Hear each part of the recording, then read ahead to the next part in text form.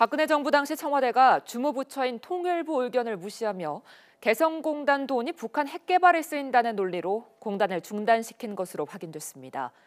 통일부는 공단이 중단된 이후에도 공단이 남북 관계에 긍정적 영향을 미친다며 공단 재개와 발전 방안을 모색한 사실도 드러났습니다. 이대건 기자입니다. 지난해 2월 통일부가 설명한 개성공단 중단 결정 이유는 공단 자금이 핵 개발에 쓰였다는 것이었습니다. 현금이 대량 살상 무기에 사용된다는 그런 우려는 여러 측에서 우려가 있었고요. 또 여러 가지 관련 자료도 정부는 가지고 있고.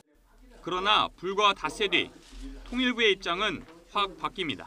돈이 들어간 증거 자료, 액수 이런 것을 확인할 수 있는 것처럼 얘기한 걸로 좀 와전된 부분이 있습니다. 그런 어떤 증거 자료를 얘기한 것이 아니고. 왜 그럴까?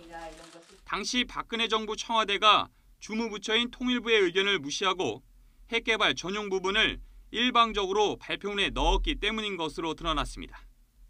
현 통일부 고위 관계자는 통일부에서 작성한 발표문에는 핵 개발 자금 부분이 없었지만 발표 2시간 반 전 청와대 최종본에 포함됐다고 말했습니다.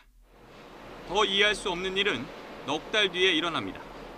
통일부가 연구 용역을 발주하는데 보고서 결론은 그야말로 개성공단 칭찬 일색입니다.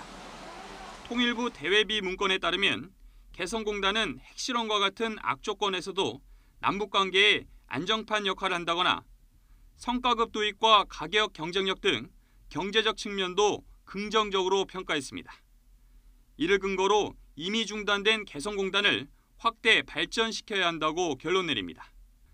적어도 통일부는 북한 핵 개발과는 무관하게 개성공단의 긍정적 역할을 일관되게 주장한 겁니다.